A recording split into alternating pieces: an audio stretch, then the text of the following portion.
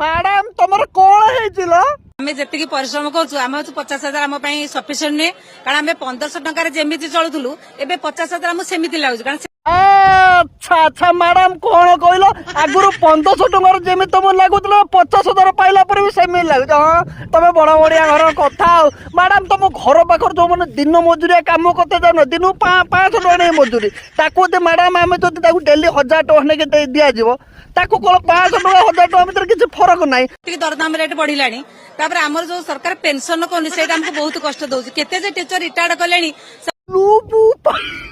ओलारे बेले तो मैडम तुम गुड़ा हाथ तले पड़ुचे तुम जितने बस सब आंदोलन करून ना तुम सब रिटायर्ड नहीं जाओ मैडम तुमको तो पैसा चिंता ना कि आम जो आम ओडावासी आंदोलन करा आम जो छुआ को पाठ पढ़े तुम छुआ को पाठ न पढ़े कि आंदोलन बैच खाली सामान दरमा के मुटा आस जब आम आंदोलन उल्ले आसमु पूरा बड़ बड़ विपद हो बुझल ना अरे तुम छुआ को भविष्य कर 365 दिन वर्ष भितर तुम तो 200 दिन फकटर आज छुट्टी छुट्टी कर तुम दिन जाऊे आहरी कौन जति तुमको 60,000 टका दरमा दिज्व